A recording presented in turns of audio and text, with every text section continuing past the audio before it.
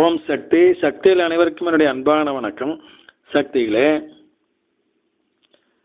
ஒரு முறைங்க ஈரோடு மாவட்டம் நம்பியூர் மன்றத்துக்கு அம்மா வர்றாங்க.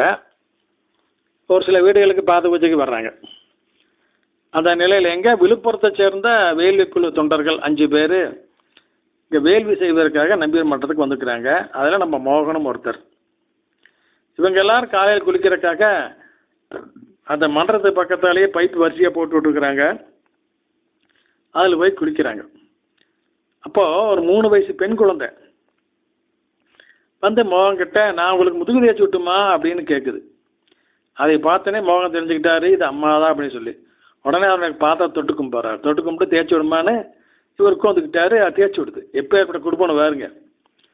அது மட்டும் இல்லைங்க, அந்த குழந்தை மறுபடியும் என்ன பண்ணுதுங்க, அந்த மன்றத்தில் ஒரு ஏணின்னு வச்சுருக்காங்க. மிகப்பெரிய ஏணி, 20 அடி நீளமுள்ள ஏணி. அந்த ஏணி சாதாரணமாக ஒருத்தர் 2 பேர் தூக்க முடியாது. நம்ம தொண்டர்கள் ஒரு பக்கம் 2 தொண்டர்கள் சேர்ந்து ஒரு தளவை பிடிச்சிக்கிட்டாங்க.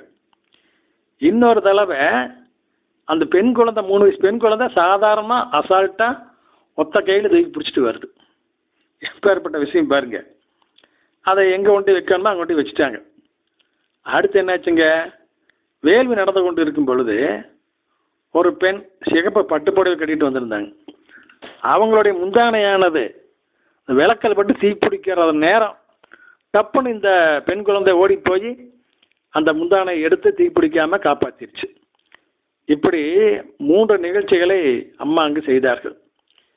இதை அங்கு வந்த நம்ம குரு பகவான் அவர்கள் வந்த உடனே கேட்டாங்களா, என்ன சார் அம்மா இங்கே வந்து விளையாண்டுருக்குறாங்களா, எல்லாம் அனுபவிச்சிங்களா அப்படின்னு கேட்டாங்களா. சக்தியில் இப்படி பாருங்கள்.